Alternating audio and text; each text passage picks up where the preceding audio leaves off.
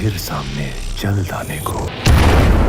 বলিউডে আবারও বড় বিতর্কের কেন্দ্রে অভিনেতা রণবীর সিং। ডন 3 সিনেমা থেকে হঠাৎ সরে দাঁড়ানোর পর এবার তার বিরুদ্ধে কঠোর অবস্থান নিয়েছে ফেডারেশন অফ ওয়েস্টার্ন ইন্ডিয়া সিনে এমপ্লয়িজ বা FWICE। সংগঠনটি ঘোষণা দিয়েছে তাদের আওতাভুক্ত কেউই রণবীরের সঙ্গে আর কাজ করবে না, অর্থাৎ নিষিদ্ধ করা হয়েছে এই বলিউড তারকাকে। तुम तो जानते जो मेरा नाम है। বিতর্কের শুরু ফারহান আক্তার পরিচালিত ডন 3 সিনেমাকে ঘিরে। অভিযোগ উঠেছে শেষ মুহূর্তে সিনেমাটি থেকে সরে দাঁড়ায় রণবীর সিং। এতে বড় ধরনের আর্থিক ক্ষতির মুখে পড়েছেন নির্মাতারা। এরপরই বিষয়টি নিয়ে রণবীরের সঙ্গে যোগাযোগ করে FWICE। তবে অভিনেতার পক্ষ থেকে জানানো হয় এটি পুরোপুরি চুক্তিগত বিরোধ এবং এমন বিষয়ে সংগঠনের হস্তক্ষেপ করার কোনো সুযোগ নেই।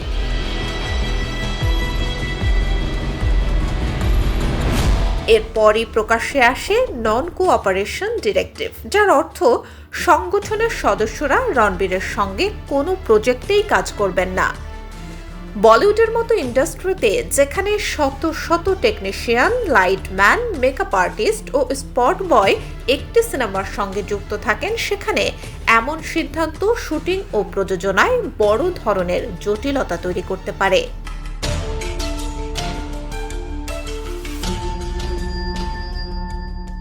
তবে আইন বিশেষজ্ঞদের মতে এই ধরনের সংগঠন মূলত চাপ প্রয়োগকারী গোষ্ঠী হিসেবেই কাজ করে। চুক্তিভঙ্গ বা ক্ষতিপূরণের মতো বিষয় শেষ পর্যন্ত আদালত বা সালিসি বোর্ডেই নিষ্পত্তি হয়, ফলে চাইলে রণবীর সিং আইনি পদক্ষেপও নিতে পারেন।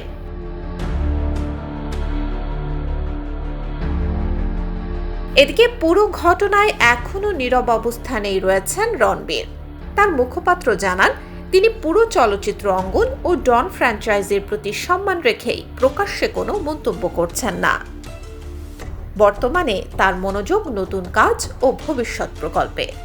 তবে এই বিরোধ দীর্ঘায়িত হলে রণবীর সিং এর পরবর্তী সিনেমাগুলোর শুটিং ও টিম গঠনেও প্রভাব পড়তে পারে বলে মনে করছেন বিশ্লেষকরা।